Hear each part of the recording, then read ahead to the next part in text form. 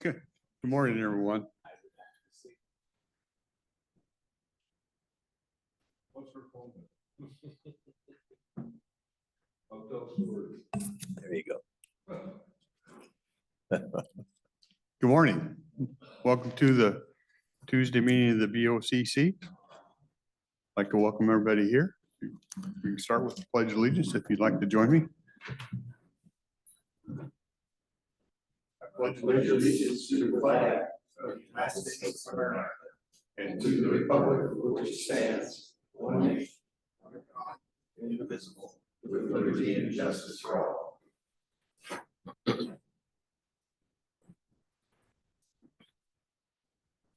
Okay. I'll ask Commissioner Mortensen for review of the minutes. Good morning, everyone. As usual, I reviewed the minutes of the activities last week, and I moved to approve those minutes. Okay, we have a motion to approve the minutes. Any correction, discussion, comments on them? Yes, Mr. Chairman. Yeah. In the minutes of one of our workshops, we discussed allocation of costs from various departments for various departments. And there was a reference to a change in how IT funds were going to be dispersed. And the request from you was, before we make this final decision, we make sure we touch base with, that IT touches base with you, because I don't think they'd had that discussion with you yet. I just wanted Yeah, to know, that's true. I don't know if they'd had that discussion with you yet, but. Yeah, I talked to Kathy on that, and Okay, she okay. will present a final request. It's a Perfect. distillation of that Okay. discussion. Great. Yeah, Good. good point. All Other right. than that, I'm okay with the minutes as well. Okay. Any others? Okay, seeing none, I'll call for a vote. Those in favor? Aye. Aye. Aye. Okay, we'll move on to consent agenda. I'll run down through this for you. We have a couple call for hearings. First two are for non-exclusive telecommunications. It's for right-of-ways for purposes of putting whatever they put in the ground, some of their equipment into the ground. And where it crosses county roads and stuff, they have to have right-of-way permission to do that. So that's what those first two are. Call for bids. We have a couple call for bids. We're putting out a call for bid for purchase of residential water meters. This is roughly around 1,250 meters for an area where the meters are outdated. I think we've had a couple workshops where they came in and talked to us about this and the need for them. So a bid is going out for that. And we have a bid, as we're in fall and headed to the winter, we have bids for 3,000 tons of 3/8 screen sand that's stockpiled at the road shop sites in Longview, Kessel, Kalama, and Castle Rock. That's obviously for winter road sanding and clearing.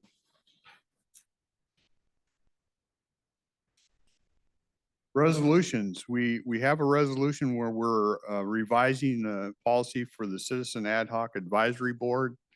We've been going through, staff has been going through some of the policies that haven't been updated in a while. This one doesn't have a lot of, it's more housekeeping type updates. I didn't see any major changes in it. I don't know if you guys didn't see any major changes. It just looked like it was terminology type issues. And the agenda makes it sound like it's a single board. This is a general term for all the advisory boards and commissions that we have, from planning commission to housing task force, all those different things. So Exactly. just to make sure that we continue to monitor terms as they expire. We have to get new recruits and a few other things. Mhm. Agreements, contract bid awards. We contract completion letter to Compass Construction for, they completed the Clamor River Road culvert replacement project. That one actually came in under, it was the scope The initial budget on that, was about 173,000. They completed it at 102,000, so that was nice. Then we did a bid award to Titan Earthwork for the purchase of high density pipe. I'm staying away from that. They were the low bidder at $34,870.24. Correspondence. A letter dated to Bridget Faber congratulating her for 37 years of service in the auditor's office. A letter to Denise Green appointing her to the Historic Preservation Committee, representing District 2, 3-year term that will expire at the end of September 2027. C through G are letters from the Federal Energy Regulatory Commission to Pacific Core that we get a copy of over different things that are happening out there. The C&D is just an acknowledgement back from FERC that they received what they needed. E was they're doing a cost of construction of a rock filter drain, and FERC was telling them that what they gave them looked satisfactory and they could proceed. F is just an acknowledgement. G was an extension request, and they approved the extension with some parameters. H, a letter to Dana Gutenberger, pointing her to the Board of Equalization. I, a letter to Rena Baliki. Yeah. Nobody's named Smith or Jones anymore. Reappointing her to the Stormwater Advisory Committee, 2-year term that'll expire the end of December 2026. And that's the consent agenda. Questions, comments? Yeah, go ahead.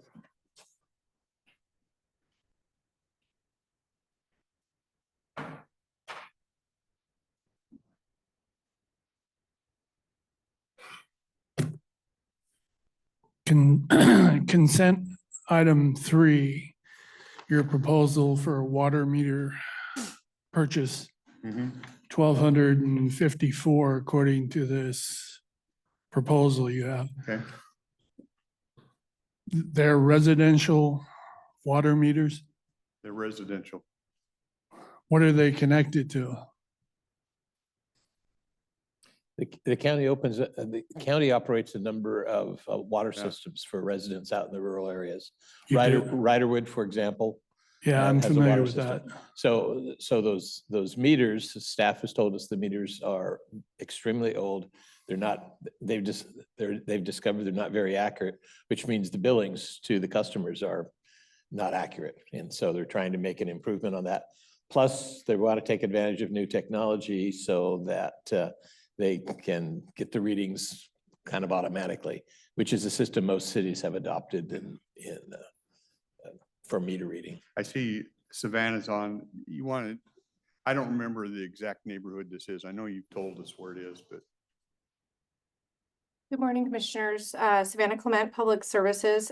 So it would encompass actually all of our water systems. So Riderwood is a large component of our water systems, but we also have several smaller areas. This wouldn't really affect anyone in the Ostrander or Rollingwood area. They are sewer only customers.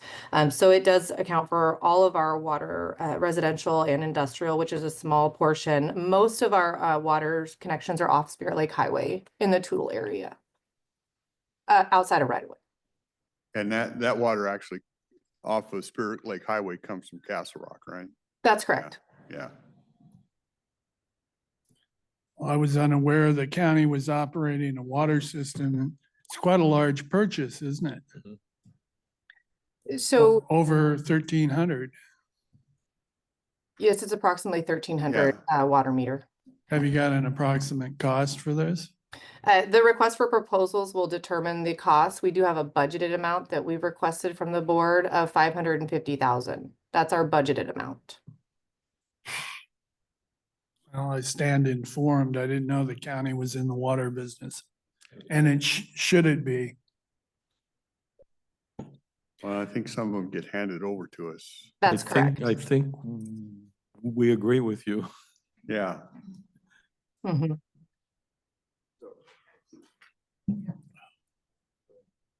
Yep, go ahead. I just have a question, not big. Oh.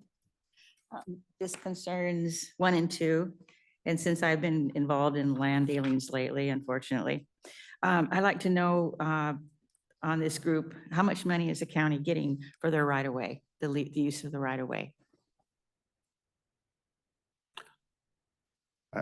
These were done years and years ago. I'm not, Yeah, I Can't. don't know. I'm not, who's coming up? my own attitude is it's for the public good to start with. I don't think Is I it? need to make. It isn't a extra money profit off of it. organization that, So they are using the public's right of way when they cross. Oh, there we go. Oh, there's our county engineer. Susan, yeah, Susan may be able to answer that better. So, good morning, Susan Eugenius, County Engineer. Currently, we cannot charge for franchisees to use our right of way. There is a newer court case, sorry about that we are reviewing where King County found a way to charge. The only thing we charge for these franchise agreements is the attorney's time and the advertisement cost. Right now, we cannot charge for them by state law. okay, that's very interesting. Thank you. Plus, if they disturb any road or they have to put it back as the way it was. So, Yes. okay. I just want to go back to the water meters and associated software and equipment, I guess. Supposedly this is going to be more accurate, but what's the, like stepping up on the technology side and putting in smart meters, I guess? Yeah. Are there- I can try and recall a little bit from the workshops there. We have a variety of older meters out there and they don't really detect, we don't know how much water we lose to leakage and stuff. It's hard to detect. These newer meters, and we have to manually read those meters. So we have to send a body out to read all those meters at present. With the newer meters, it has technology that will control the leak issue better. We'll get informed and know in a more timely manner what's going on. We can stop some of that. Plus, it doesn't take a manual person to go out and read each meter. So there's some cost savings on the other side. It will pay for the thing. I think it was over, it's a long period of time, 10 to 12 years from the cost savings of the labor that we currently have to pay for having to manually read. So it will come back to us, but it's a long period of time. Okay, so I'm confused by, well, on one side, I thought you said that you still have to manually read them We have to manually read the meters we presently have. right now, but you're not going to have to with these? No. How do you gather that information from a water meter? I can probably try to add on to that. So during this request for proposal, we're trying to gather additional information, but from the products that we've been researching it, there are different ways that we can get the information remotely. So these smart meters, as you referenced them, they actually have the ability to, different products have the ability to transmit the information remotely. So one product that we've been looking at actually can send a signal to you as a drive-by. So if you had a smartphone or a tablet and you're driving these areas that we have, say Spirit Lake Highway, it would be able to remotely send that information to you. There's other systems that the city of Kalama actually uses that can use radio transmission and kind of ping an area, and then that information will send it back to the water plant. So there's different products available that are out there. This request for proposal is really trying to gather that information. We're going to rate accuracy levels. We're going to rate how the information gets transmitted. What are the costs of the software? Obviously, we're always going to be looking for the lower cost option, but we're going to factor all of those into these scoring proposals that we score, excuse me. So that's how the information would get to us.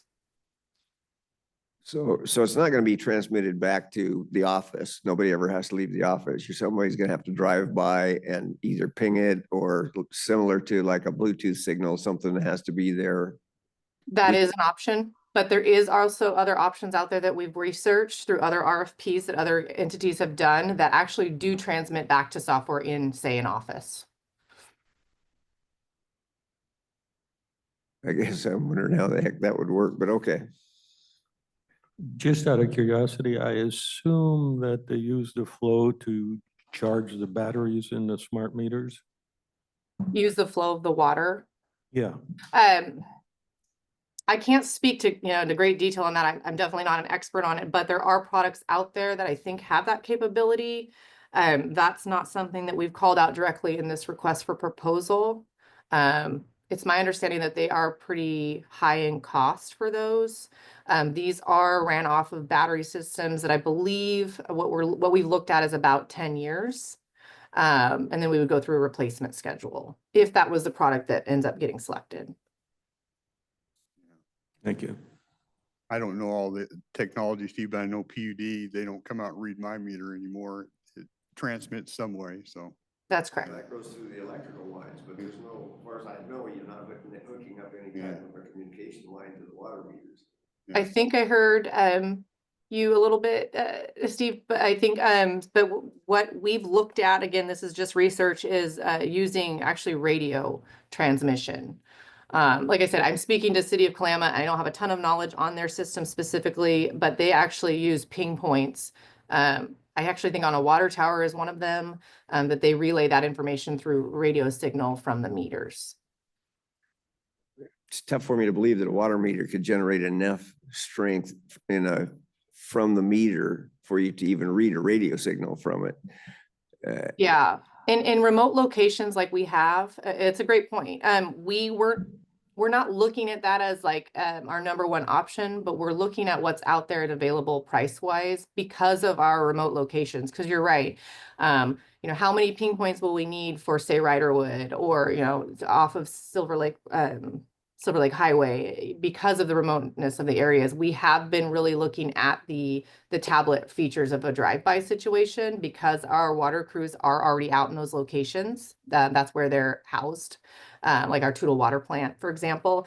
We have been looking a lot at that, but we didn't want to narrow our focus so much just to the drive-bys. We wanted to see what else is out there and available to ultimately do the best choice, cost-wise and efficiency-wise, for our users. I can help a little bit here. The communications of what the meter is done infrequently, so the duty cycle is extremely low, and then the bandwidth required is extremely small. So if you want to transmit at high speed, that does require the power. But from things we send up to space and all that, there's a lot of technology that gets the most communication for the least amount of power. And those I'm sure are going to be used in that kind of communication. So you don't need much power at all. These guys put out a 10 milliwatts when they're really hot and heavy. Okay. Is the meter not still mechanical, driving now an electronic signal? I mean, the mechanical meters you're replacing right now, they just don't have the electronics attached to it, basically. That's correct.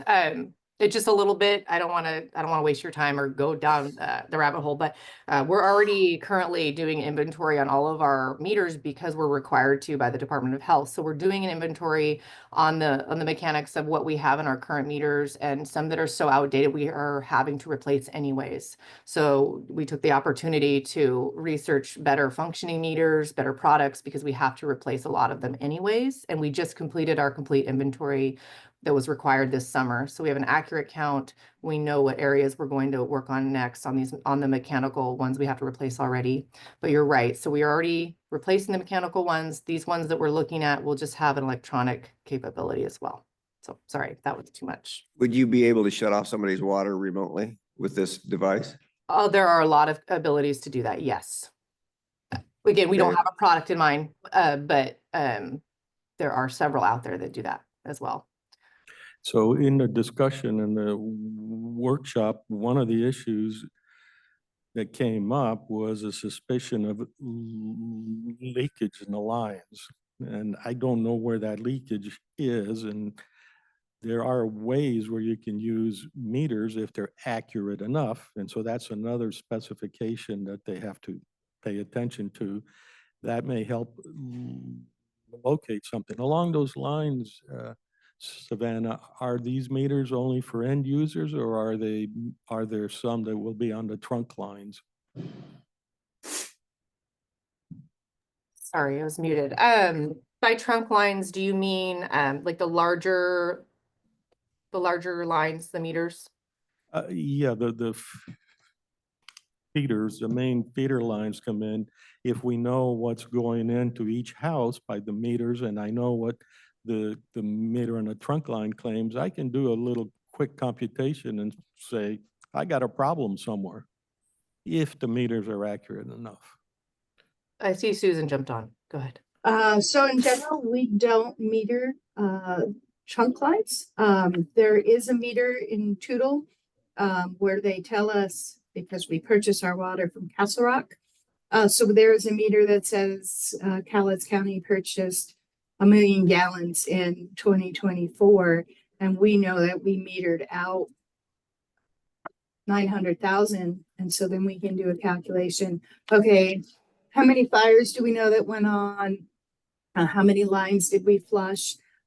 Or if there's a big problem, like there's a big leak somewhere, we will notice because our usage will go up. But we don't meter the main lines. It's generally what comes out of a treatment plant or what we're purchasing from Castle Rock, depending which system you're on, versus what we're selling in the meters. And there's an acceptable loss percentage over a system that you're always trying to get that number as small as possible. But there's fire water, there's leaks. Some systems have open reservoirs, so there's evaporation from the reservoirs, which is not the case in our systems. But those are some of the places where loss is found. The more you know about the system, the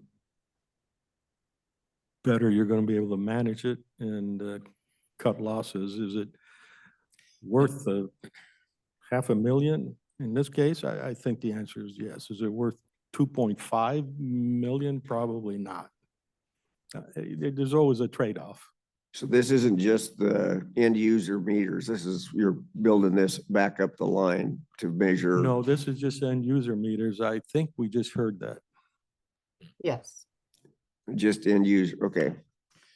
So one of the ongoing challenges we have as the managers of these water systems is that your customer base is so low. The capital costs are really difficult to manage. And of course, we serve some neighborhoods with low income as well. So we have this real challenge of trying to keep water rates reasonable and low. And yet the capital costs, keep happening. Mhm. And so I know that we are planning to spend down some reserves. We always set aside some reserves that's built in, as you know, with utility rates to try to anticipate the capital costs. But it seems like with these small systems, we're always stretched thin and coming up with enough money to do that. So the technology has been out there for years. I mean, I remember whenever I was on the city council in Longview, we shifted over to that kind of automatic thing years ago. Well, we haven't been able to do that until just recently, building up those funds. Okay. I have to admit, I enjoy those questions. Yeah. Good morning, commissioners. I would just like to say that I'm glad to see that this issue is being addressed. I know it's one that's been ongoing. I actually have a couple of clients in Riderwood, and they have mentioned this to me, that their water billing is it's all over the board. And the differential is $100 to $300 sometimes on a monthly basis. So this is great to see that you guys are addressing this. I think this is also a perfect example of how the system should work and does work. where you have staff's experience and knowledge online right here, able to address public concerns to help you guys make better decisions. So I just want to commend you on the way you're handling things, and it's a perfect example of how things should work. So thank you.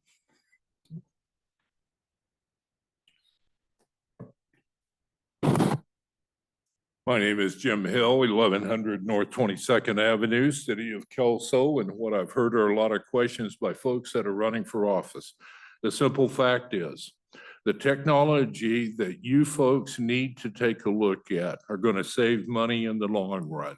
Right now, your meters are not only outdated, outmoded, they do not report results that folks that need to look at leakage, all of those things, they don't have that data based on the systems that you've got now.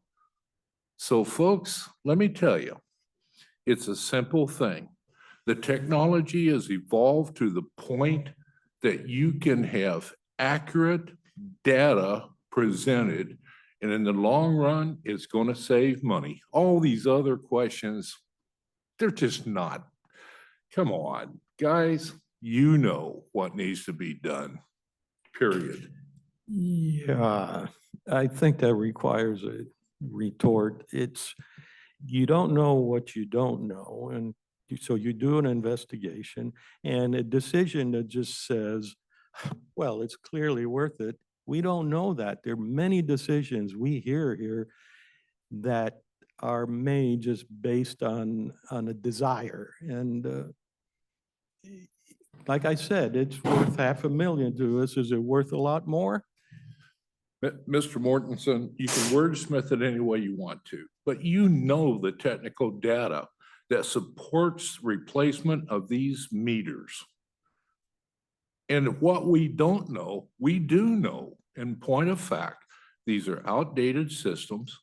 There are systems out there that not only over time will pay for themselves, but they'll also protect the consumers. That's the bottom line here. Say what you want, wordsmith it however you want. That's the bottom line. We could spar any day, but I think you're in a bad mood, so I'm going to pass. You're going to hear how bad a mood I'm in soon.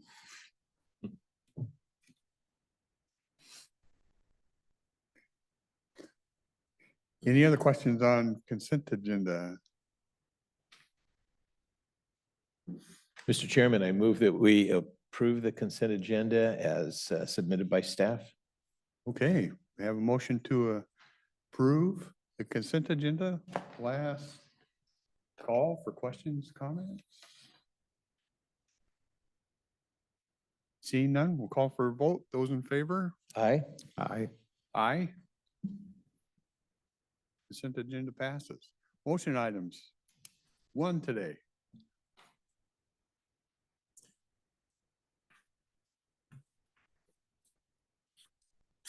Hey, good morning, Gina James, Health and Human Services.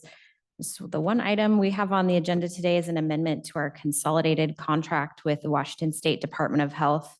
This amendment is doing three things in the amendment. It is adding $500 for perinatal Hep B work. It's sort of a reimbursement. These cases are very rare. We did have one case, I think, last year. So it's sort of a allocation the state does when you do get a case. What does that mean? $500 for what? Our work that we do with these cases. So I mean, who's involved with the cases? Example. communicable disease nurse. So when a Hep B, perinatal Hep B is a notifiable condition. So when we get a report of that, if someone has visited their doctor's office and testing has been done and it comes back positive, our department is notified. We do some outreach, work with doctors and do some outreach to the individual to make sure they're aware of different treatment and vaccination options to hopefully help prevent or provide treatment to the baby. So this is specific to mothers who are pregnant. So it's infants. And right, and the mother may test positive for hepatitis B. And so it's just to ensure there's some treatment and vaccine options that really help decrease the risk of chronic condition as a result of hepatitis B. So that's some of that work. So Gina, is this amount, it's only $500, it's not very much. Is this in addition to a previously large amount that we have to address this problem? For Or hep- is it a very small problem that we're addressing? It's very small. Like I said, it's very rare. I think we've had one case in the last couple of years, so it is very rare, fortunately. Sometimes in our discussion about contagious diseases, we get the impression it's a full-blown, major social problem, but nipping it in the bud is probably the best strategy in a case like this. Yeah, yep. And I think these cases have really gone down over the years. I know hospitals are really good. The recommendation is a vaccine within 12 hours of birth. And so I think hospitals are really good at offering that in the hospital. So that really helps with curbing the disease. Yep. Thanks. Okay, so the 500 for perinatal Hep B, it's also adding 47,000 for emergency preparedness and response. So this is just reimbursing, or we're able to get some of our time reimbursed for activities around planning that we might do with the state, local, and regional partners for emergency preparedness. And then it's also adding the 719,000 for foundational public health services funding. This is the second portion of our annual allocation for foundational public health services funding. This is we've been having some of these discussions with the Board of Health and looking at different priority areas with this funding. So those are the three things this amendment is doing. I'm happy to answer any questions. So you anticipate the Board of Health may be coming back with some suggestions on priorities for the use of that $700,000? Yeah, I think at the last Board of Health, we talked about a couple different things that we're looking into, and we'll bring some additional information back for the next meeting, and we may be able to utilize some of this funding for those. And this is a portion of the funds the state makes available that if we don't end up using it all, the allocation goes back to the state, right?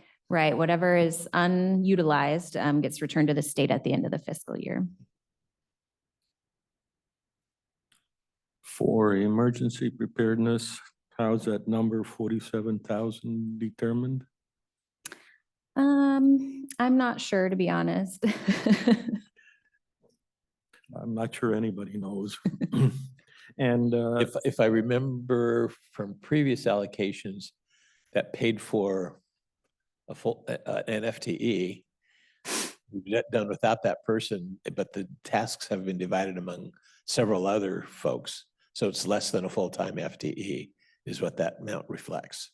Right. I think this is half of what our typical annual allocation is. I think we would see, we're in kind of a split year right now with this contract because it renews every 3 years, and that will be the end of this year. It will renew. So they've only done half of this allocation, and we would see the other half with the new contract, the start of the calendar year. But yes, it was previously used. We had a FTE, a local emergency response coordinator. We've split some of the tasks, so we're not able to do all of the tasks, but we've split some of it up, and this funding will reimburse our time to do those. so you used to have an emergency coordinator, and you no longer have that. Correct. So the important tasks were divided out between your current staff. We will be able to participate in some planning activities. There are several tasks that we're letting go of.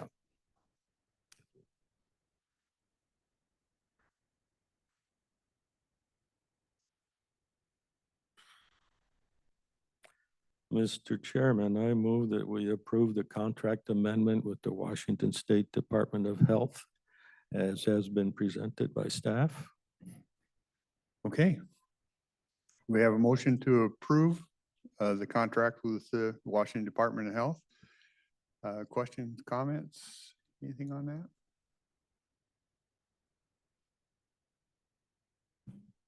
Okay, I'm not seeing anything. I don't see anything online. We'll call for the question. Those in favor?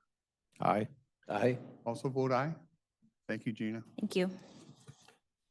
Mr. Chairman, before we call for citizens' comments, I just wanted to alert the board to a conversation that I had yesterday. Somebody called and was asking kind of a process question about an event that is apparently underway, and that is a proposed annexation to Cowlitz District 2 by one of the paper mills, Nippon Dynawave.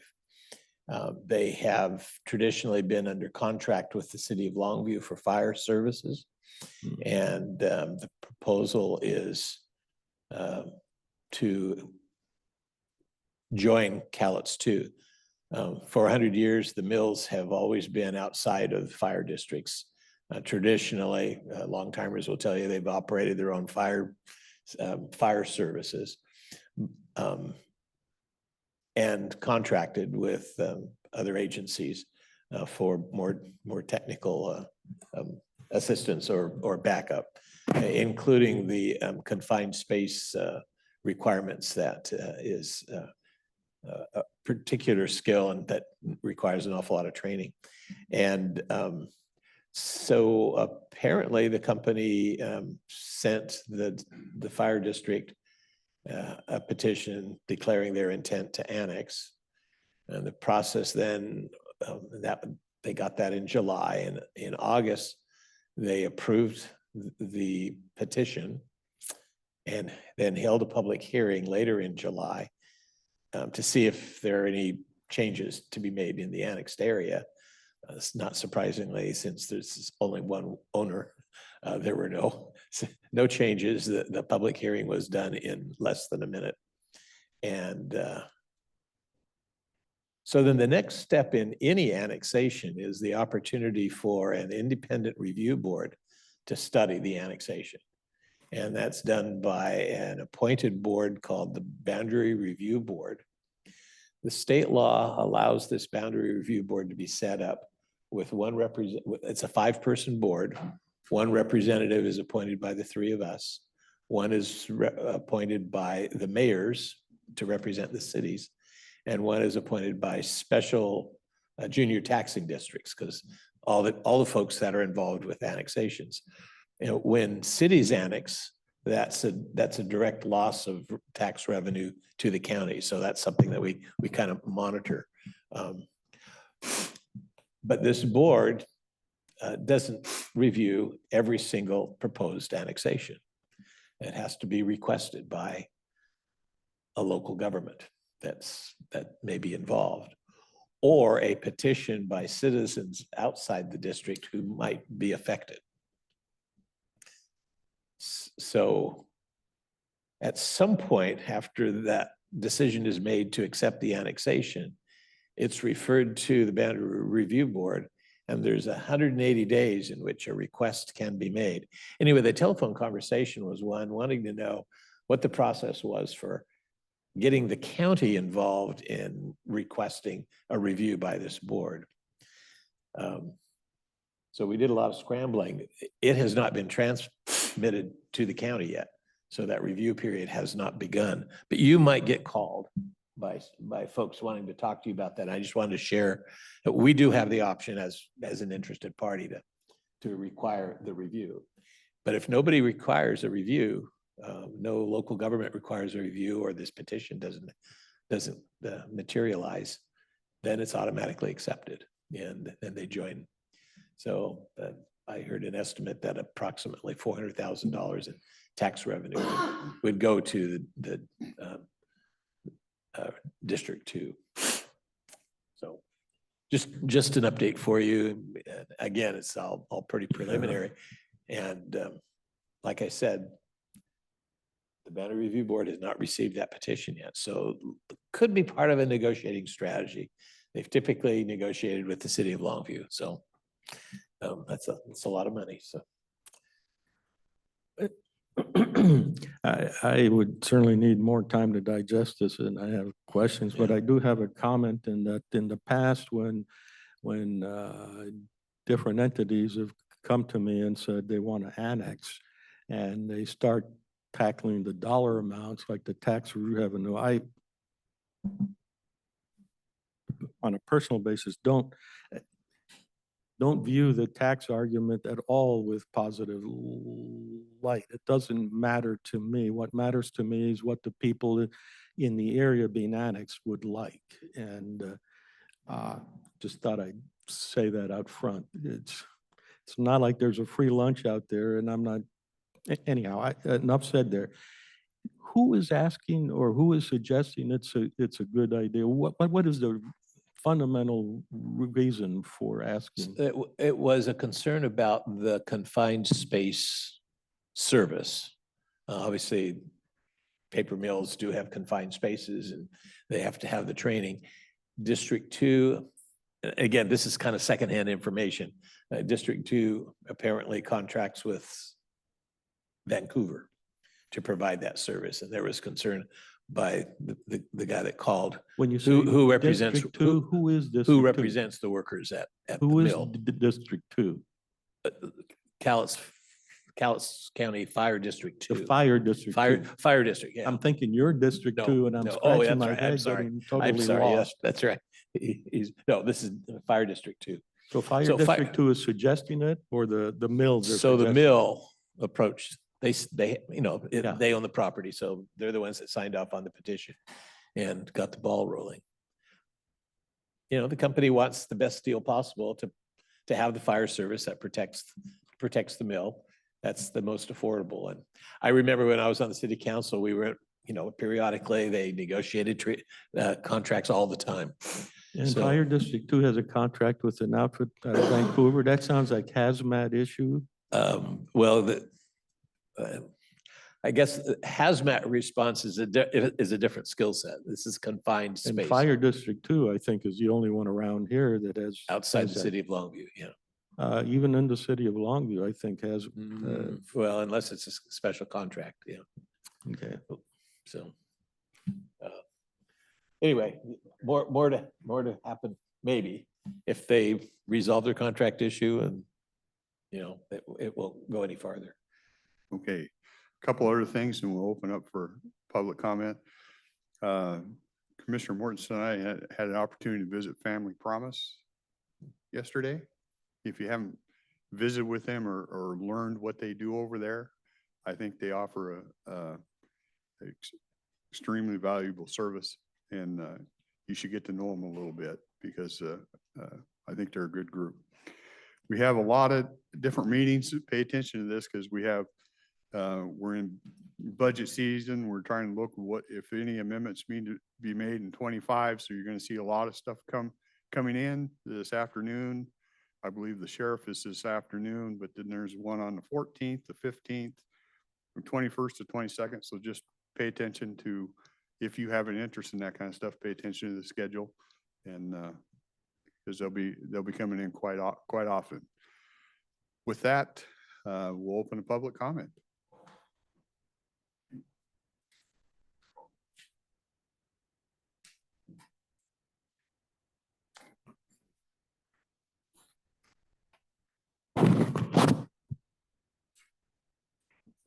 Good morning, Commissioners. My name is Jim Hill, 1100 North 22nd Avenue, Kelso, Washington. I'm here today as a member of the Solid Waste Advisory Committee, something I've served on for a number of years. Over those years, the landfill has occasionally been a contentious subject. Prior to you, Mr. Chairman, being here, there were lots of activities and suggestions as to the continuation of the operation, who would operate it, and what its value was to this county. Mr. Chairman, who called the SWAC meeting, the Solid Waste Advisory Committee meeting convened last week? Who called it? Who called it? I believe it Public was Sean Works. Rowe, Sean Rowe. Public Works. So Is that right, Savannah?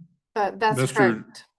Mr. Dombrowski or who called that meeting?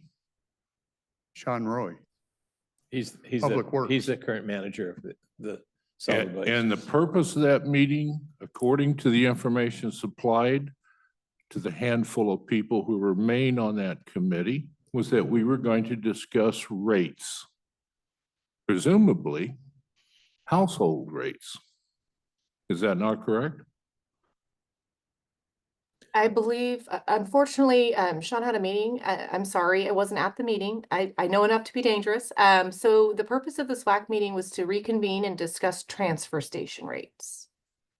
And we are a board or committee of 9 members, supposedly. The last official meeting, according to the information I have, was over 2 years ago. Is that not correct? June 8th of 2022? I believe that is correct. I do not have that information in front of me, but I believe you're correct. And not a single communication has been received in over 2 years to the membership of the folks who advise this board on things landfill. 2 years, no communication, no meetings. And you know what? We have 4 vacant positions of the 9 that are mandated by RCW. And for those in our vast television audience, that's state law. We have people who were denied the opportunity to reapply when their terms expired, people of long service on SWAC who represented our small communities. Mr. Chairman, we had one appointment. Go ahead. We had one appointment to represent small communities. And was there an official application made by that individual? There was. That you folks? And yet, when I look at the address, email contact, it's not for the mayoral position he holds. It's for so-and-so for mayor, not a city address. Now that's sort of odd. And then I look at the service, the long service of the member that was replaced who represented small communities. He was totally unaware that his term had expired because no one, not your staff, not your staff, you folks didn't ensure that he had an opportunity to reapply. Well, using your language, as a point in fact, we talked about that appointment and that came up. And so I walked back, I stood at the counter, I said, make sure he knows in Kalama that he hasn't filled out a reapplication and give him the opportunity. And we held that position to give him the opportunity. It never happened, Jim. I want to So see as a the point email. in fact, Mr. Chairman, don't I want blame to that see the on email. Us here, we contacted them. They never responded. That's the fact. That's contrary to what I've been told. Then you've been lied to because I was involved with it I'll myself. accept that. And that's the fact. That perhaps I have been lied to, but I would like to see proof that that individual was granted an opportunity. I don't need to show you proof. We did it. How about, We did it. how about the fact that for many, many What do you want? years, What do you want SWAC to do? What is your goal here? I want to fulfill your obligation. I want to see you folks fulfill your obligation to see that SWAC is represented by the industries that And why? are established. And why? Why? Because we have to have representation from every segment, not only the community, but our industry, our ag folks. We need representative on SWAC so that we can come to you and make our best recommendations. And Recommendations hopefully on you'll what? listen to us. What do you want done? Yesterday, a letter was sent out yesterday after you folks received my letter soliciting folks from the industries that are supposed to make up SWAC to please reapply. Yeah, we've had. I trouble knew getting the people to Willis apply. I knew the Willis family for over 40 years that ran our waste system. And I can tell you in my years of service on SWAC, that family never missed an opportunity to come in and lend their expertise to decisions made by the SWAC board. The people that bought that company have an individual who attended a couple of SWAC meetings, who came to county and said, I want to be on the SWAC board to lend my expertise to it. He called, he emailed, he never got a response. Gentlemen, Yeah, I he never sits recall on seeing that. statewide SWACs and is an invaluable asset. And yet he says, Jim, how come nobody ever got back to me? I applied. He applied. I'm still trying to figure out your bottom line. The landfill is a county asset.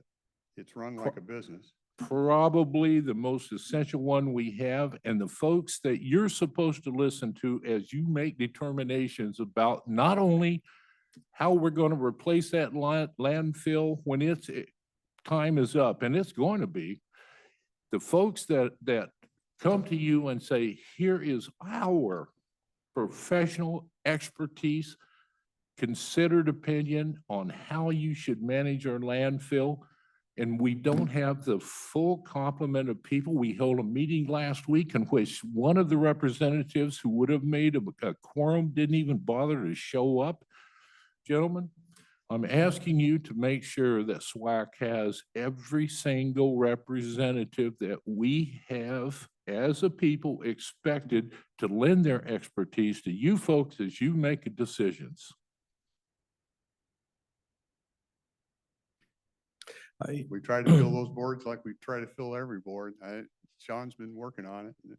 If you don't have someone from the heavy industry, you've got a little organization called the CEDC, where all kinds of industrial people sit at that table and take a look at that.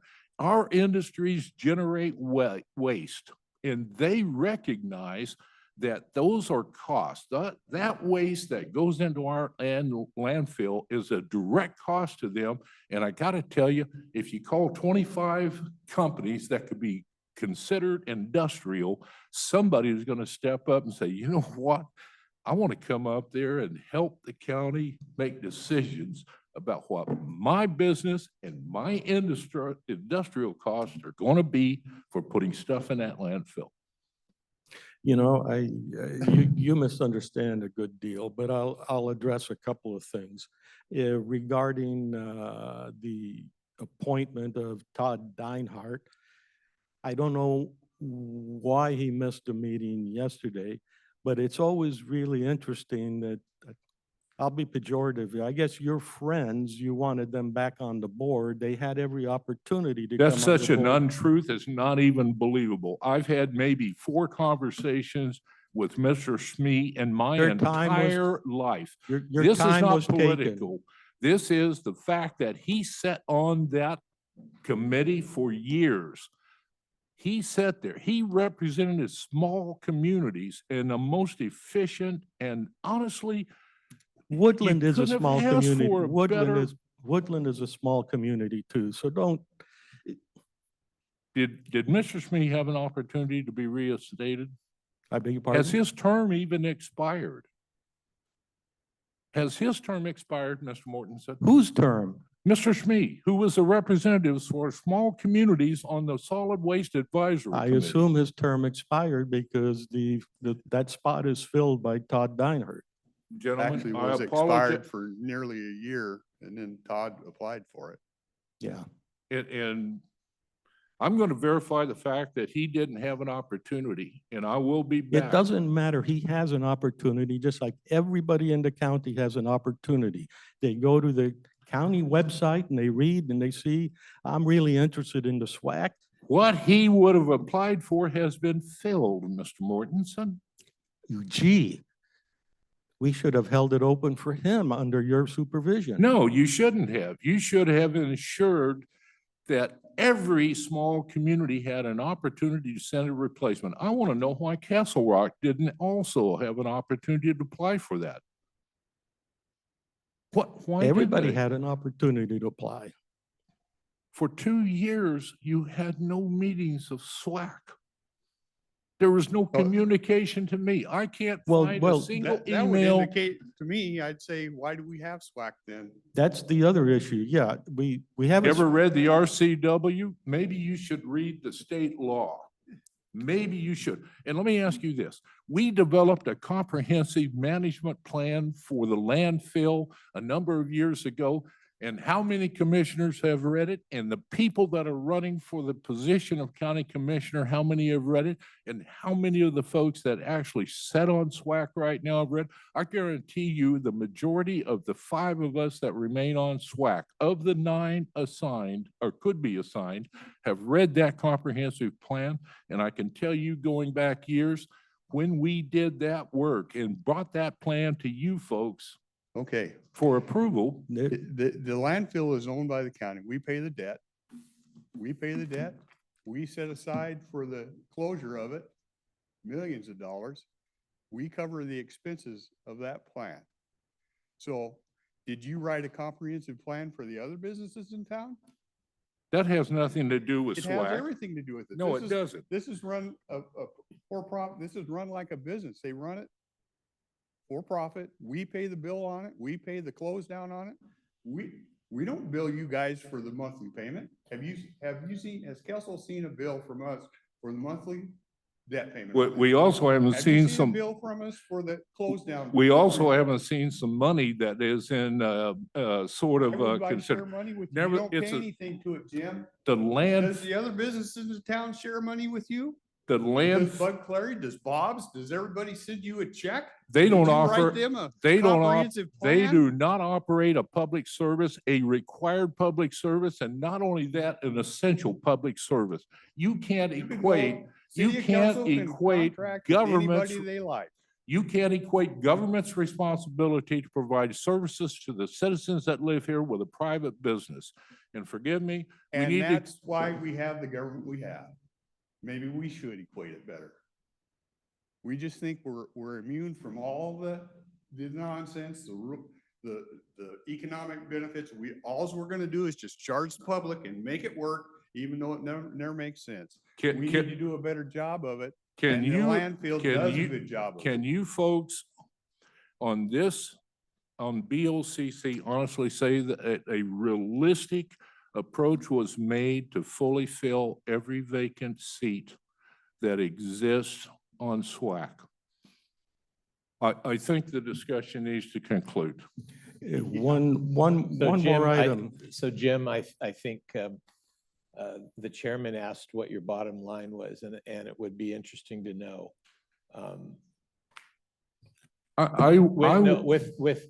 With a utility like this, we are in constant comparison with other counties in terms of the rates that are provided. There's only one county in the state of Washington that charges more, that charges less than us.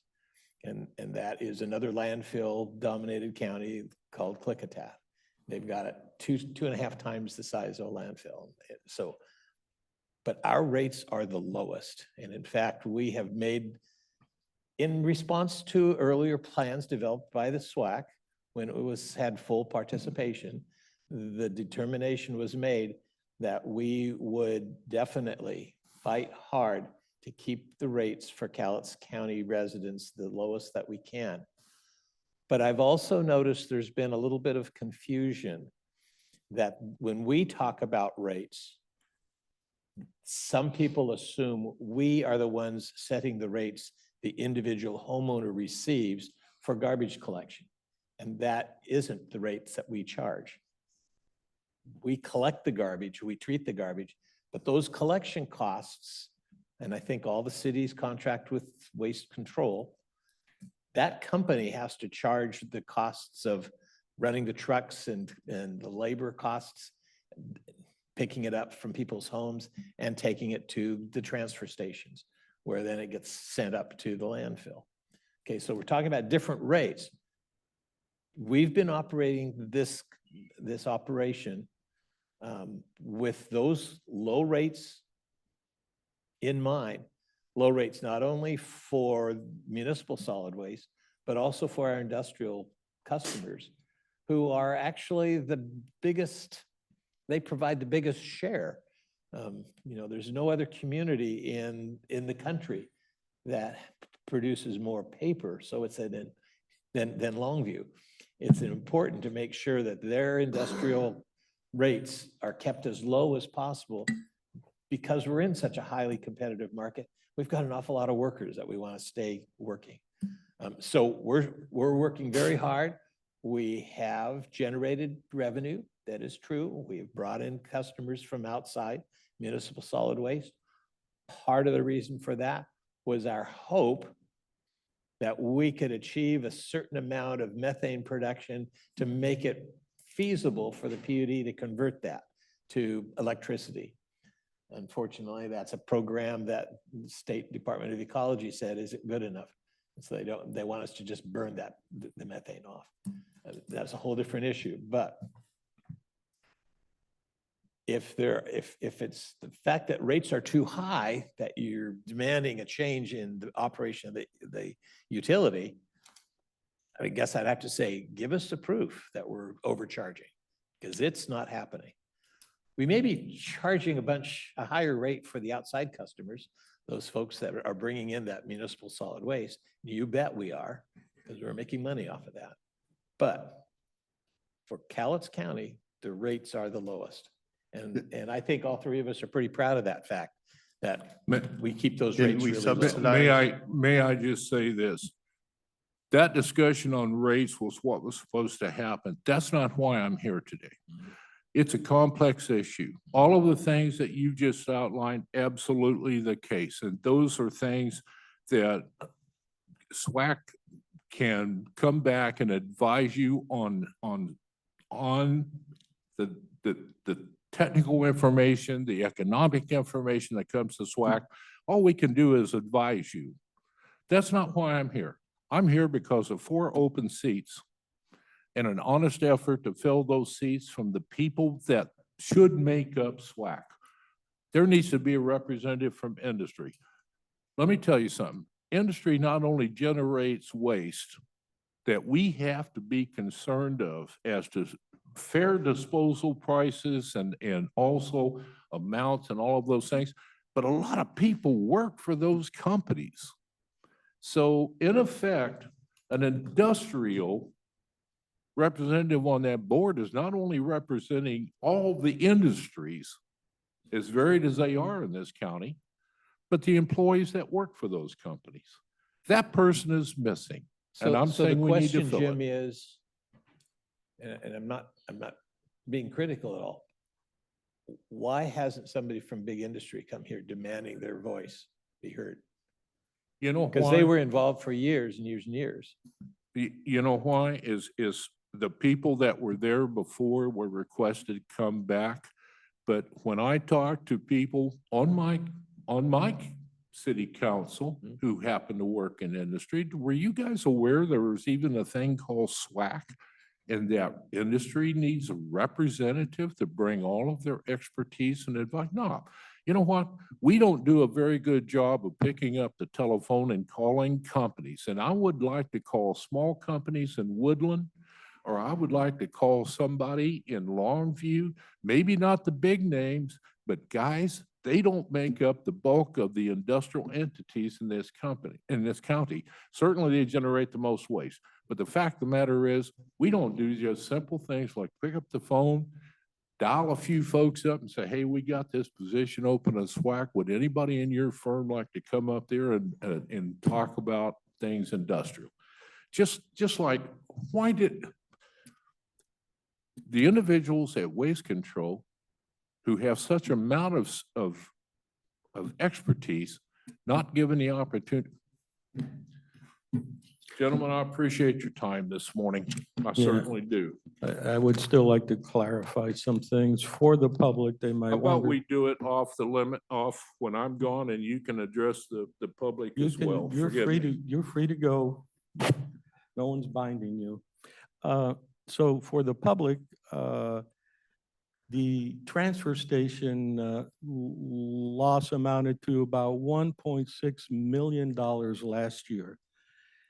The meeting that was mentioned is one where we're trying to figure out a way how we can reduce that loss and have the minimum impact on the public. And that is something totally manageable. Now, in terms of the advisory boards, we don't spoon feed people. We don't go and collar people. And there's some amount of responsibility that every citizen takes, like November 5th, I hope they turn in their ballot, that kind of thing. Next thing I want to say is that for all the municipalities who might be upset with us for some unknown reason or some ununderstandable reason, we are not binding anybody in the county to use our landfill. They do it because, as my colleague said, it's the cheapest thing around. Each municipality signed a contract that I would not have signed, and that was with Waste Control, and they're bound for another 10 years or more, at least 10 years. Then the next thing is, what use is an advisory board if the member of the advisory board thinks that they're there to offer not advice, but to lobby for their company? I sat in some of the earlier SWAC meetings, and it was shameful how people, they just wanted something special for their company. And that is not how we operate. We operate like the chairman said, it's a business. As soon as we stop operating like a business, we're going to be like maybe FEMA is operating in the Carolinas. We don't want that. We want to be serious custodians of the resources of the people.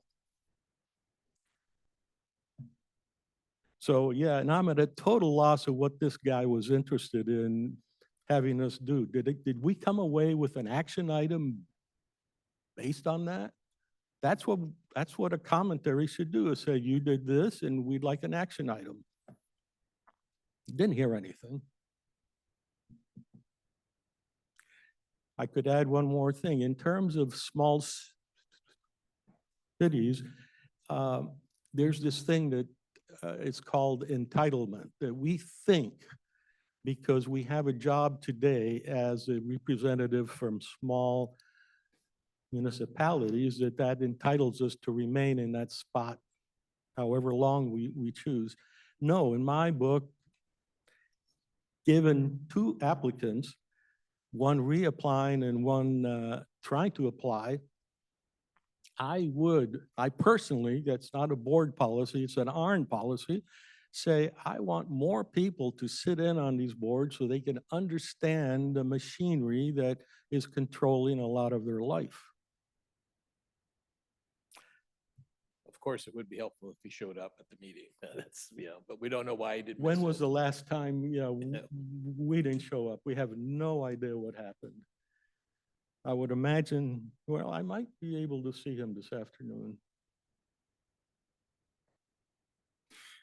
To start off with the appointment there, I remember, I don't know how many months ago, probably 4 months ago, they had a consent agenda appointing Mr.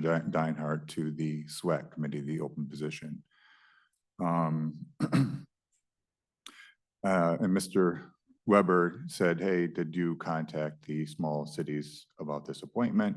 There was some discussion. They said, no, we didn't. We will contact them and come back with that item. We did get email from the BOCC, from the secretary, and I I had an issue with that because first of all, Mr. Deinhardt had just become mayor. He didn't have any kind of history, didn't know what was going on with the board. We needed to have, especially because this is such a very important board to the county that you had to have somebody with some history and some knowledge of what was going on.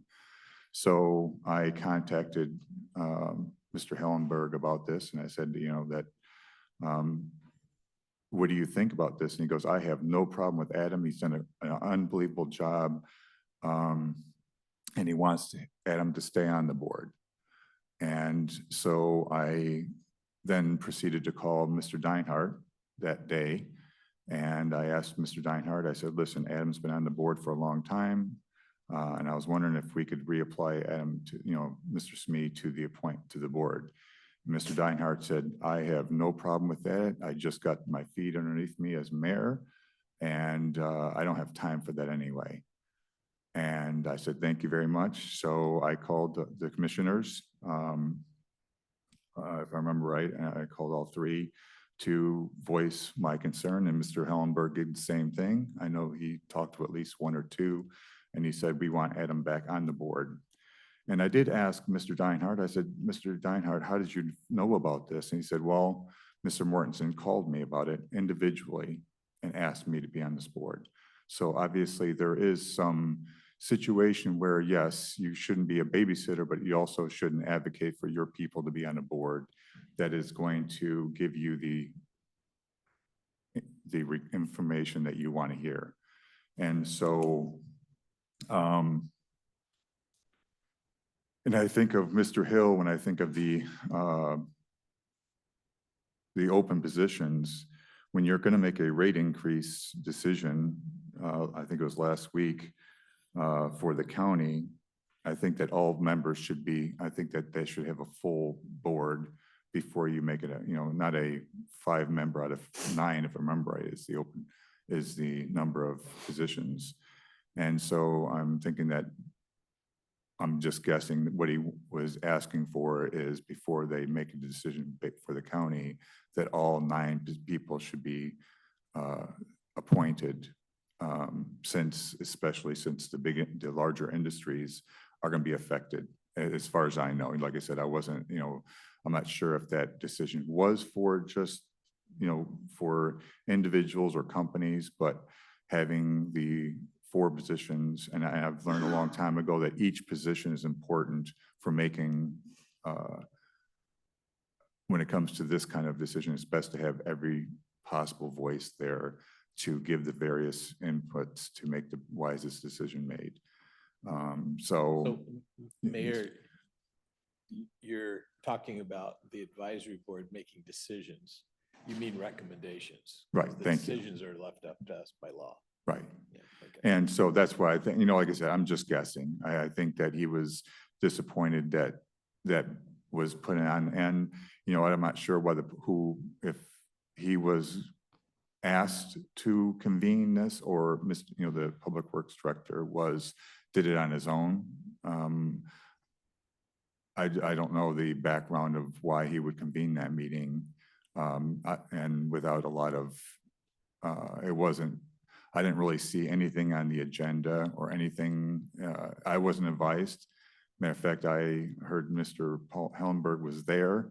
I asked him how he heard about it, and he said his Public Works Director got an email. And I said, well, I didn't get an email. That I know of, my staff didn't get an email, so I have no idea who it was sent to, how it was sent, and so it was just a concerning thing and how that whole thing transpired. And I think the aspects of the rate increases, you know, the county makes about $7 million a year with the landfill. And I think that maybe some of it should be offset with the amount of money that the county's getting to help the small cities with the tipping fees to offset that increase that they're asking. Because that was supposed to be part of a discussion years ago that the cities were supposed to get some of that money back from the landfill, because it's unfair that the county's getting, now it's going to be 7.5 million and the cities aren't going to get anything of that money. And it's not helping our budget, but it is helping yourselves there. So I'm just trying to give another side to the story of what happened. So we did get the email. I did address it. I did call, say that we want Mr. Smee back on the committee, and somehow Mr. Dinehart got back on there, or I was appointed. So if I may, regarding Mr. Dinehart, I think you want to be a little careful here. I have said all along that if someone was on a committee and there is possible interest elsewhere, or there's interest, I would tend to favor cycling through new people. There's a lot of history here. I'm not going to go through that, but be careful when you say your people. You're advocating for your people, and I'm advocating for my people under my definition. So it's a two-way street, and you're very quick to point the finger. Your final statement is one that is bothersome. You have no moral, ethical, or legal handle on the revenues from the landfill. And that you keep on promulgating the thought that you're entitled to your fair share is pretty shameful. And yeah. I'm not just, if you want to go down a moral, I definitely don't want to go down a moral rabbit hole with you, because Mr. Mortensen, it would not be a fair fight. And I just want to say that You don't when it have to comes to yield $7 anything. million a year, this is an enterprise fund. This is not a revenue source. This shouldn't be a revenue source.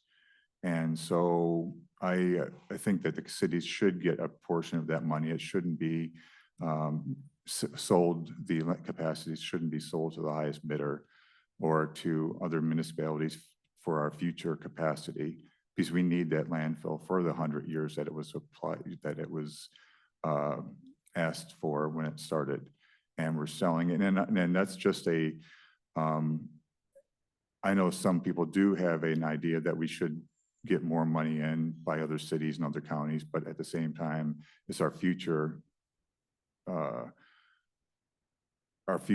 residents and businesses are going to be paying for this decision, the short-term gain and long-term pain to the community.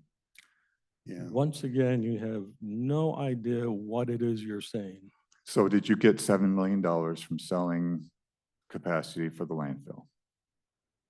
How did you get the $7 million from the landfill? How did you decide that you should have a blue shirt or a bluish shirt on today? It's an irrelevant question, what It's you're not asking, and I'm irrelevant not at going to all. play that game with you.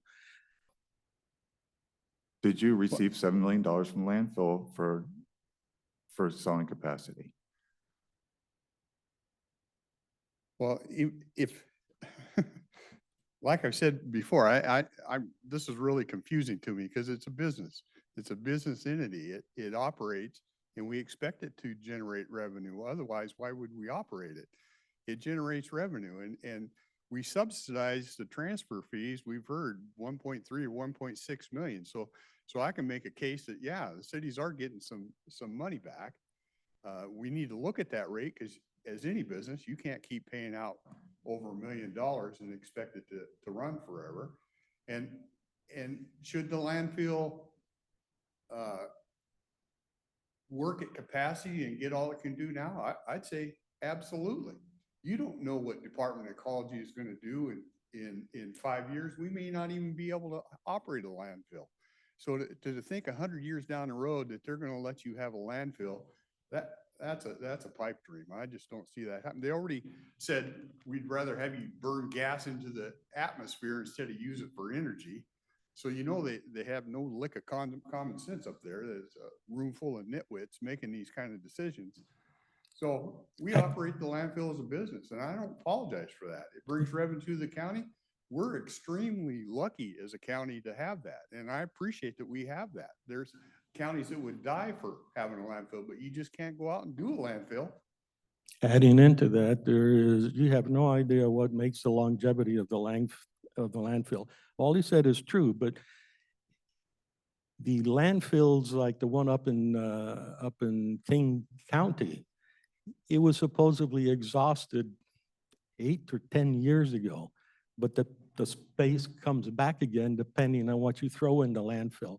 Our guys are trying their very best to put in the good stuff in the landfill so we can reclaim the space. The longevity right now, the DOE puts out an annual report. I don't know what numbers they use. But like I said, the King County one was shut down 8 or 10 years ago, but it's still operating within the license. We can go and ask for more than 1 million tons a year. Until you understand the details, you ought to be a little more careful.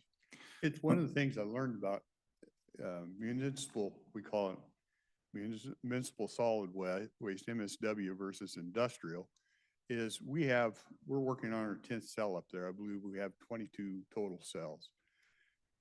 MSW waste decays over time. That's why we have the leachate ponds, and that's where the methane comes from, and it burns off. So if you get to the point where you filled all 22 cells, you go back to cells that are MSW waste, not industrial waste.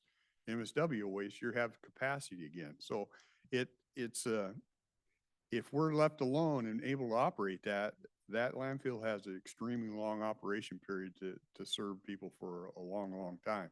And over time, people are pretty industrious and they figure different things out, and there may be different ways of getting rid of your stuff in the future. I can't, predict what people are going to come up with, but. And in typical fashion, you threw out a red herring that isn't on the table, which is selling the landfill. There were meetings, and I know he and I were at the meeting. You weren't. This was 8 years ago, and in this room, an executive session, we were told things. And we had no reason not to believe them. Make a long story short, that isn't on the table, hasn't been for a long time. And it was settled about 6 years ago. Don't try and get mileage out of that by trying to get an emotional response out of the public. That just isn't credible. To address the point about a business, you can't run the county like a business because it's for the common good and not for an individual good. And if you treat this like a business, I'd close the libraries, I'd close the parks, I'd get rid of the staff. I mean, you could make this like a business. It's not like that. The county doesn't, it's for the common good. And when you sell more capacity, that does have a long-term. I have never seen where you could add more and have less. So when you're adding more capacity or when you are bringing in more garbage, that is definitely going to reduce the long-term longevity of the landfill. And, when it comes to municipalities, you can't think of decades. You can't think of 10 years or 20 years. You have to have a scope of 50 to 100 years all the time in your mindset. And I have such a hard time with bringing in more garbage on one of the only couple landfills in the entire state of Washington, and everyone else is just scrambling to get rid of their waste. And when it comes to municipal waste, Divert is going to be taking some of that municipal waste and converting it. So that's a whole different thing in itself. But I just have a hard time with raising the tipping fees, but at the same time, getting more money from selling more capacity and converting enterprise funds to fill a budget gap. Well, we're probably gonna have to disagree on that because it needs to be run like a business. Counties, you think we're for the public good, you have to get a permit to put a new roof on your house. You have to get a permit to do breathe. about anything. So you tell me counties is public good? No, counties are just counties, any government entity, their sole purpose, and if you watch it over history, you'll see it. Their sole purpose is to get funding and then to grow so they become powerful. And I can point out, I'll point out two departments from the seventies that were formed. Department of Education to keep us at the top of the world in education. Where are we now?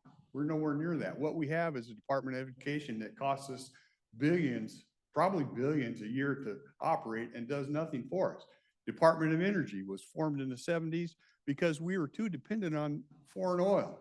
Where are we now?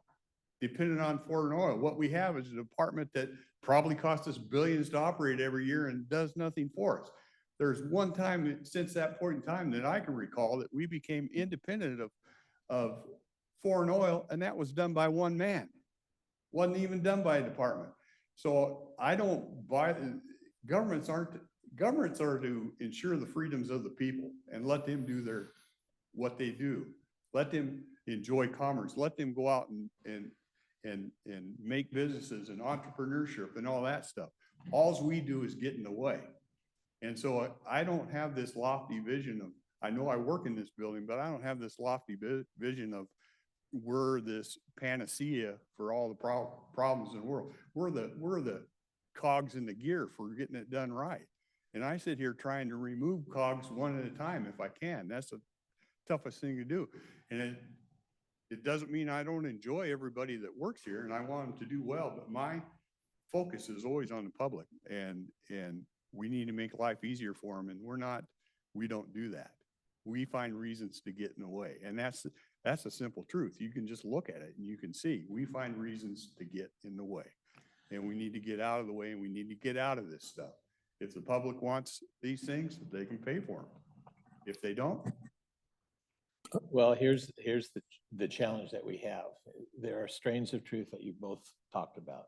There are some government functions that are public service, and you identified a number of them. But utilities are businesses. They should be operated on businesses without a reliance, as much as possible, without a reliance on tax revenue.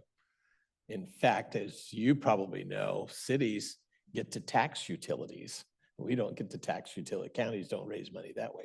Nevertheless, the utilities need to be operated more like a business.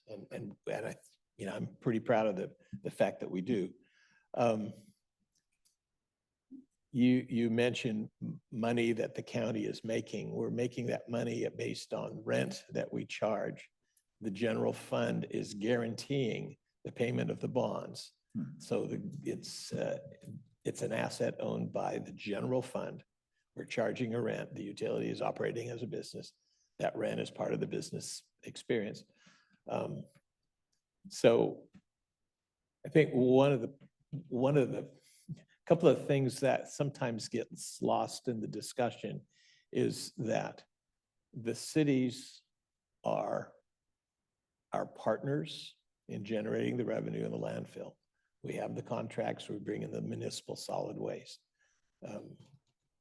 And that's an important reality. When the last time we had a meeting with representatives from the cities, they demanded a per capita share of the profits, which was not realistic because the county does provide services for the cities that they don't have to come up with the money for. All of the costs of the jails, we have contracts with all of the cities, but the expenses are far beyond what the city's contracts allow. We operate the court systems and the cities don't, we're paying an awful lot of stuff running the elections. So a vast majority of those profits should be ours. It's not a surprise. I've talked about it before, that my perspective is we ought to share some of the profits with the cities, give them the opportunity to affect rates, to keep rates low. What is properly pointed out to, though, is that the cities aren't legally obligated to pay off those debts. It's all a burden on the county. And that means the counties, as owners of the system, can make the management decisions. Interestingly, last year, there's another utility that the county is a partner with, the city of Longview, the city of Kelso, and the Beacon Hills Sewer and Water District. That is the central wastewater treatment facility. And they approved a huge multi-million-dollar expansion far beyond the needs of those four entities for solid waste disposal. And they expanded their capacity in order to provide another stream of revenue by offering services to outside businesses. But according to agreements that the four partners signed, all four partners have committed their property taxes to pay off the debts if the revenues don't come in from ratepayers. And the extra money is going to keep rates low for the partners.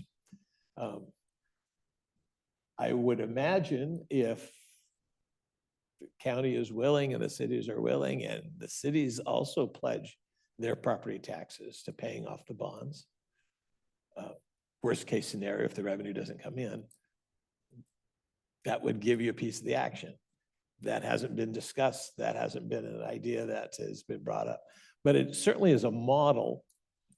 You know, if we are partners, we shouldn't be at loggerheads all the time. We should share the risk, share the responsibility, share the decision-making. State law is pretty clear, though. Counties are in charge of the solid waste flow, and that is a burden that we have under the state law. We'll do the best we can to make sure we generate revenues that help keep rates for Cowlitz County residents and businesses among the lowest in the state. And we'll continue to work on that. I do think we should probably make a better effort of trying to fill in the vacancies. You may recall, and I think you were here when we passed the consent agenda that included a revision in how we make up our advisory boards, and we've got better procedures to try to do that. And that was certainly one of the changes to allow us. We've had a lot of turnover in staff, both at the landfill as well as within our own internal offices. And that has brought about an awful lot of change. And I think this is an example of something that kind of got left out. We should have a full advisory committee. We shouldn't be afraid to have them on board. So for the 85 days I have left, I'll continue to work to try to build better relationships. We're partners. The reality is that the vast majority of the money that's generated by the landfill comes from the residents of Cowlitz County. It's their landfill. It's not ours.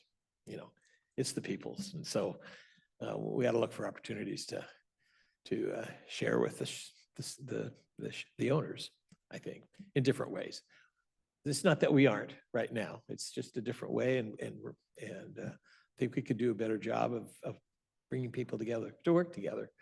The challenges are there. We don't know, absolutely true. We do not know what the Department of Ecology or the state legislature has in mind. Well, we kind of do. They want to get rid of landfills, period. And we have to be operating with a united front against those who want to take that away from us, rather than being divided. We need to be working together. So there will be a task ahead for next year's Board of Commissioners to try to build that coalition that has more champions for the Cowlitz County landfill, not less. Yeah, hopefully that'll happen. So, Can I touch on just real quick, because I hear this a lot, and I hear it at the cities and stuff, and and I don't disagree with it totally. There's a lot of we don't work together, or we need to build coalitions and stuff like this, And what I tell people, and I think it's the absolute truth, is in this arena, everything is public. We can't sit in private and hash anything out. Everything is hashed out in public. So you're going to have difficult conversations, and I'm not afraid of difficult conversations. It doesn't mean I don't like the person having a conversation with me. Those are two different things in my mind. I can have a perfectly good just a, friendly relationship with somebody and not agree with them on everything. These kind of conversations, I'm here to tell you, I've 39, 40 years in the industry, in the private sector, these conversations happen. They just happen to happen in a room, and you go at each other, and then you come to an agreement, and then you come out and it looks like you don't ever have any turmoil. It's not the case. We just have our turmoil in front of God and everybody, right? So you see the inner workings that happens everywhere. So I'm not disagreeing with Dennis. I think there is some of that because you're in a political arena. A lot of it is emotional. So you have some more, a little bit more, but it's not that uncommon. We're just trying to hash things out. You just get to see the dirty workings of that hash out at times. And it's really, I take it as no disrespect to the people we're working with or the people that are coming after me or anything. I mean, I like Jim. I've sat down and have coffee with Jim, and he got after me today and I got after him. If I go and chat with him tomorrow, I'd have a cup of coffee with him. I mean, it's two different items. So I just try to make sure I clarify that once in a while. It's not that different than private sector. There's a couple differences, but you all get into this, you just get to see it. Yeah, a thing that always gets me is lack of rational perspective. And pretty often that is subordinated to the thought of partisanship or some other nonsense claim that with that, there's nothing you can do.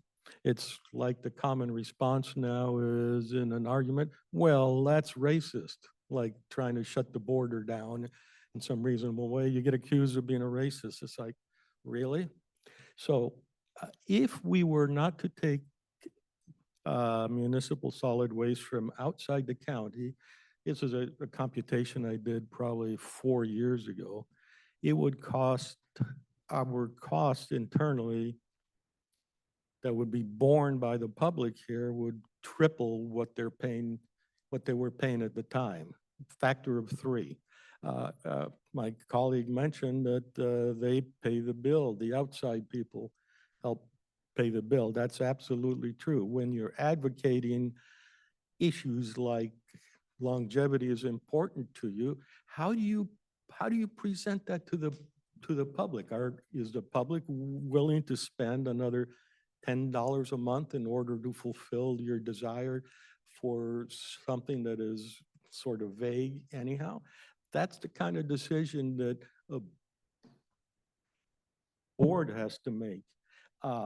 Cities as partners, anybody who has been any place in the world knows that design by committee is very complicated, doesn't really work too well.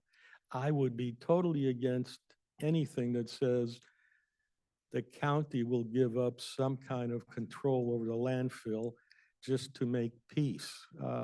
History's got all kinds of examples like that. And I will remind everybody, we do not hold the cities captive. If they want to go put their landfill waste out, put their waste elsewhere, other landfills, I don't think any of us would object. We don't hold people captive. We let the market do it. Okay. One last thing, I would talk about the business aspect and what you said about the various points about, I think, the Department of Education and oil and stuff. To me, that's not the common good. That's only good for certain government agencies or good for certain people, not for the common good. So I just want to kind of clarify, when I say the common good, it's not the good for certain people. It's the good for everyone that's going to be affected by these decisions. And so I don't want to, go down to the national levels when it comes to decisions based on that higher up, I guess, decisions that are way out of my wheelhouse, I guess is the way to put it there.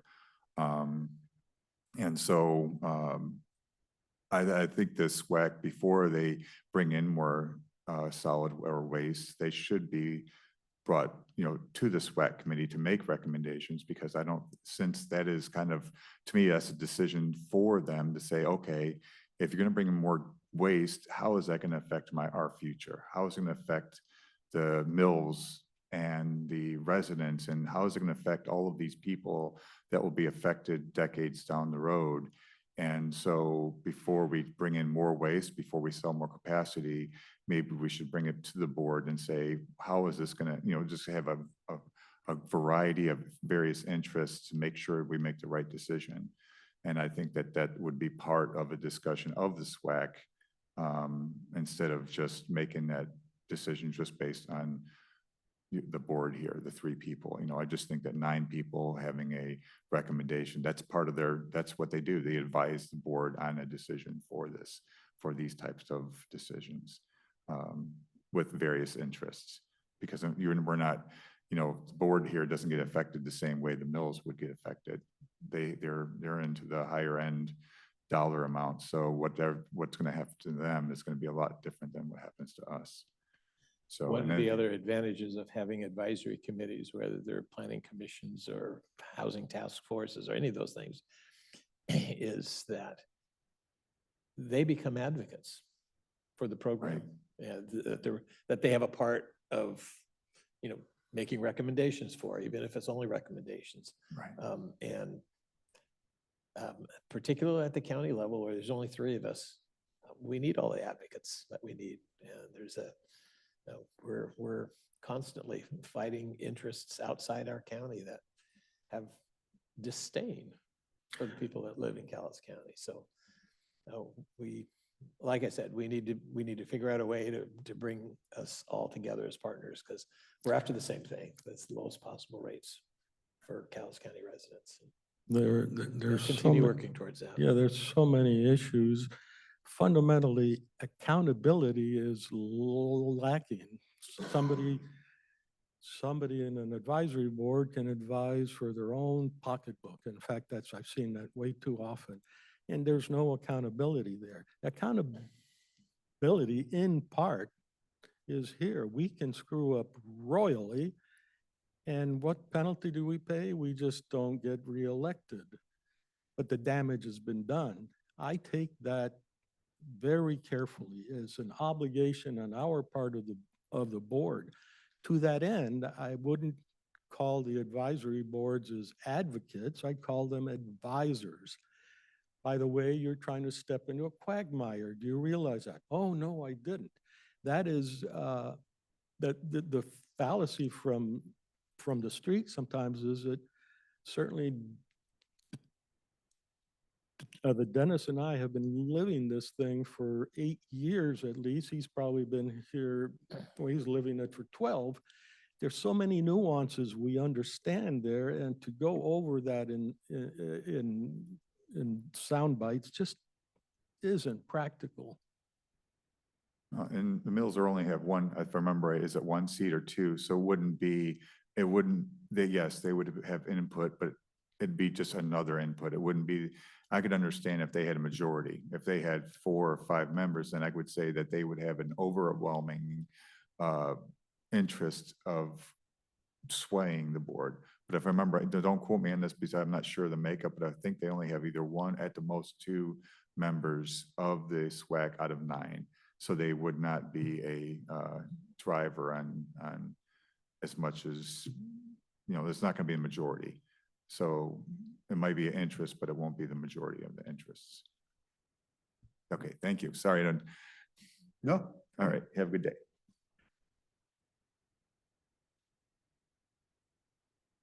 I know it doesn't always sound like it, but we always enjoy the conversation. Yeah, I think it's great. Yeah. With regards to the capacity of the landfill and the longevity of it, correct me if I'm wrong, but is there not a process that we can go through to increase the height of the cells and the annual intake? Isn't there a permitting process that we can go through to extend that to where we can bring in more and we can make the cells higher? So Steve, those guidelines are all based on the permit issued by the Department of Ecology. But can we not I'm not request a new sure we permit? want to open up the Yeah. limits that they've given us so far. Yeah. That's always a We know double-edged they're going to sword, reduce right? it. Yeah. Sure. You open it up and you don't know what they're gonna come back with. Yeah. So the limit is 1 million tons a year. Mhm. 1 million tons a year. 1 million Yeah. tons a year. Yeah. Yeah, and at 1 million tons a year, originally the life expectancy of the landfill was 50. Half that amount, you get twice the time. Mhm. Well, when we were engaged in the discussion with the cities went along with the idea of, let's bump it up to 750, bring in this municipal solid waste, make the, generate the income, generate the opportunity to do some different things with the landfill, with the money. So that happened. And we've generated contracts, so we're really at about 800. But the staff is also monitoring capacity and height and air space and all of the factors that go into it. And we're in good shape for 80 years. I think 80 was the last figure I saw. 82, I think was the last estimate that they had. One thing to make sure the public understands, the license is for airspace. Yeah. And we make an equivalent of 1 cubic yard of space is 1 ton. So when, in the language, we just make that approximation. So when, at the end of a year, we have 1 million tons that have come through, we probably used up less than 1 million cubic yards. And then the following years, as the stuff compacts and decays, if you use municipal solid waste, there's a rule of thumb there. I think it's a factor of 3. So when you had 9 feet, it became 3 feet after a while. And a lot depends on what you put in the landfill. It turns out that most of the industrial waste is waste we do not want. So I would advocate making a deal with the people who own the landfill on the east and say, how about if we take some of your MSW here and you take some of this stuff that we don't want? As my colleague mentioned, the Klickitat is 2.5 times our size. So I just wanted to, for clarification purposes, based on current limitations, we have 80 years. I think that's the last That's the estimate we last had, estimate that Steve. we had. Yeah. Okay, so it's obviously we want to be proactive with certain things. But it's not it shouldn't really be a point of contention right now for something that is bringing in revenue, is 80 years down the road, and we have options to mitigate that, correct? The landfill issue as far as capacity goes. Right now, what I see is you guys are making decisions based on Chairman Dahl's comments. We don't know what the Department of Ecology is going to do next year, let alone 80 years from now. So in business, we need to get while the getting's good. That's the way I see it. We also know in the business world, things change substantially. We're, because of things being shipped a lot, I'm sure that cardboard packaging has really grown. Is it going to go to the landfill or not? We know that Drax is proposing to take municipal solid waste of some kind of food waste. Businesses change. It's good today. Will it be good tomorrow? Don't know. If there's a severe downturn in the economy, certain kinds will go down, like construction and demolition waste will greatly fall. Municipal solid waste will only fall a bit, maybe. I will tell 10%. you that one form of refuse that I would just as soon see taken out, and that's the plastics. And we're waiting for the industry to figure out how to get rid of the plastic or recycle or reuse it. Something has to be done because it's inert. It's not creating methane. It's not shrinking. It's just there forever. Yeah. And there's a finite limit. I think it's So I mean, I'm, Yeah. hopeful that the system and the technologies will make a big change on that. There's been a lot of effort to somehow particularly like with plastics, that's oil in there with pyrology, which just means heating the hell out of it in the absence of an oxidizing atmosphere. And it's really hard to see where it doesn't cost you more energy in than you get out. And you really need to do a holistic analysis on that. I think it's out in Spokane. There is a facility that might still be going to burns trash. And I don't remember the arguments, but it's never taken hold. And you can imagine if it were anywhere near useful, you'd be hearing about it. Who knows, Steve? You know, I'm a big believer in man and their in the way they work and develop. They're always striving to do things better. And you may not even need a landfill 50 years down the road. Who knows? You know, somebody may come up with something and it works. I echo, and I was a little bit encouraged. I went and visited the pipe plant last week, that they can use some plastics, all kinds of plastics. It comes in different grades, and you have to be careful how much they mix in. But to That's me, the new that was pipe plant in the mint farm. in the industrial mint park. farm, yeah. And so that was kind of encouraging, because we've been hearing a lot that, well, we have no market for the plastic, so it just ends up in the landfill. So as technology gets better, now they're able to use some of that, not in great quantities, but they can mix it in with the other, and it keeps the integrity and stuff of the pipe. And my hope is that they continue to develop that type of stuff and use it. The only thing I would add to that is it really confuses things is there are all kinds of plastics. Some are recyclable, some aren't. Some will, you leave a shopping plastic bag out in the sun, and next year you'll find it's all kind of half decomposed. And the things that hold the six packs together, they're different. It just goes on.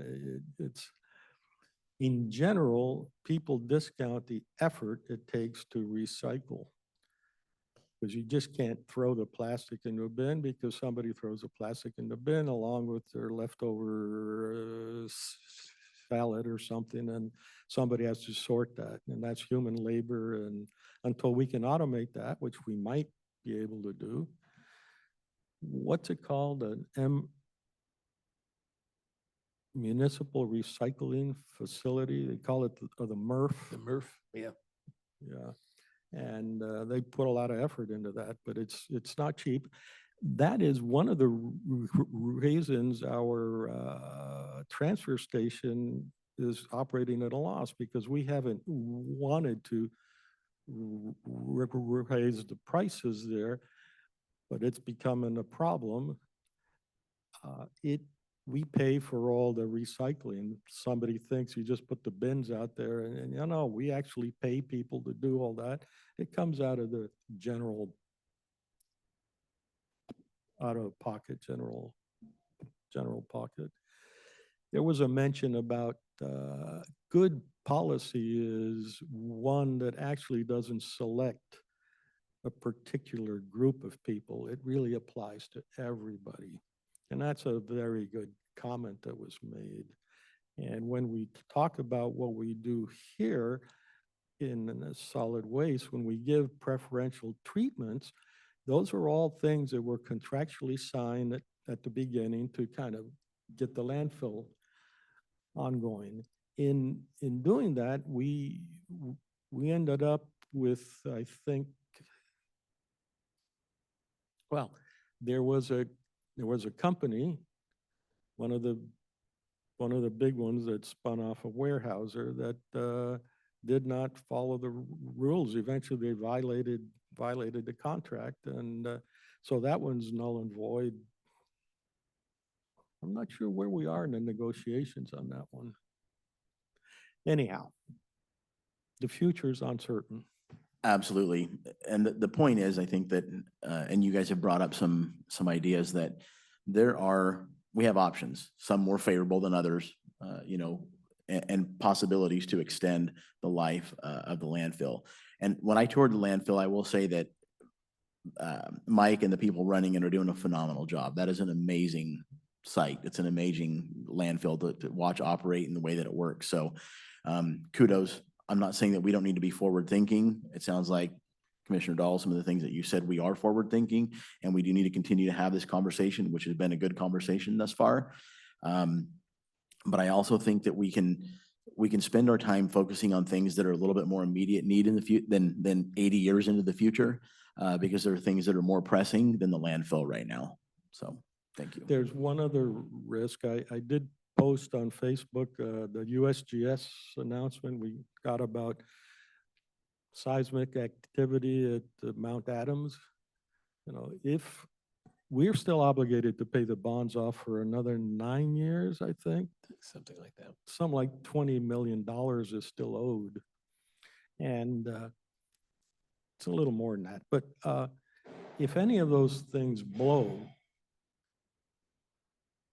the county is in a heap of trouble trying to figure out how it's going to pay the bonds, because not only does it have to pay the bonds, it doesn't get the revenue from the landfill. There are risks all over the place.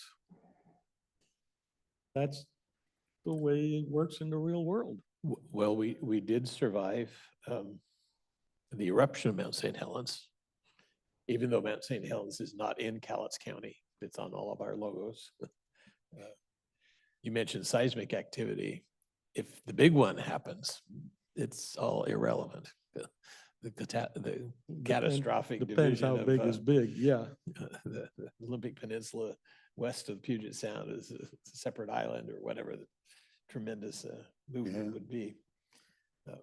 But we have to do the best we can with what we've got, what we know today, and keep in mind the basic policies.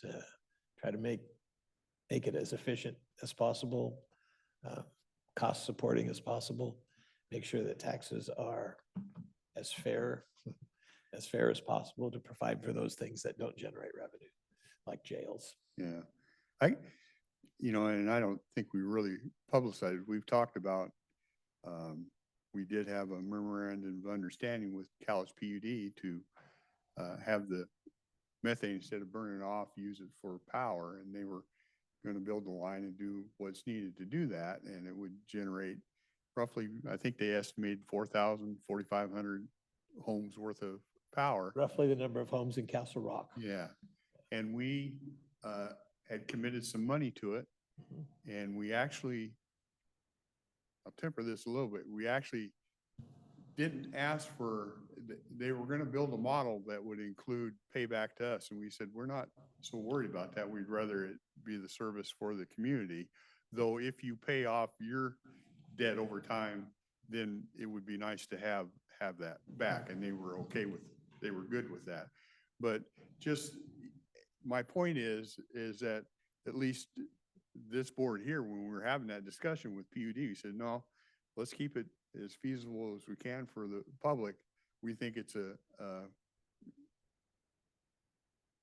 good thing for, as Micah points to, more of a service to our community, that we can weather that expense. And if we get the chance to get it back, great. But we're more concerned about making sure that we get this for the public. So I think we take those things in a year and a half or whatever that I've been sitting here, every time those type of things have been broached, my colleagues, we've all been kind of on the same page that let's look at the public side and see what we can do there. I don't think I'm out of turn saying that.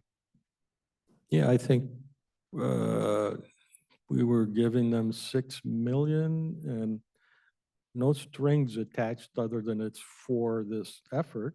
Yeah. And the only string was if they ever made a profit out of it, eventually we'd be happy to get paid back. But up till then, it's our money they're using. Yeah. Our money means the county money. Yeah. We're kind of running. I don't mind that at all. This afternoon, remember the sheriff is in, and actually the sheriff is one of the service things that we've heard about. and I've never changed my mind from the beginning. I think the primary role of us is to ensure the freedoms of the public, they're our citizens. But I know our citizens like safety, so they like your law enforcement, and I know they want their water to work right. And so those are the big services that I consider services to the community. Other than that, I see it as, yeah, nice to have, but the others got to be taken care of first. So, and I believe the sheriff is in this afternoon. That's one of the big ones. That's probably, I know it's well over half of our budget.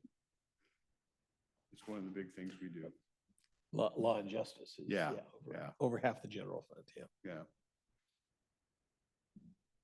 Okay. Been a good morning. Any other comments? I could add, following exactly whatever we take from the landfill, we spend almost 3/4 of the budget on law and order, including the sheriff. Yeah. Yeah, and I think that's one of the things that the public demands of us. And so I don't regret that government is part of that because the public demands that.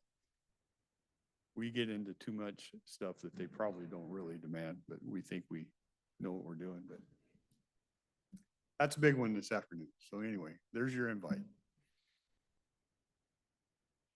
Okay, see nothing else. We will adjourn. Thanks for participating.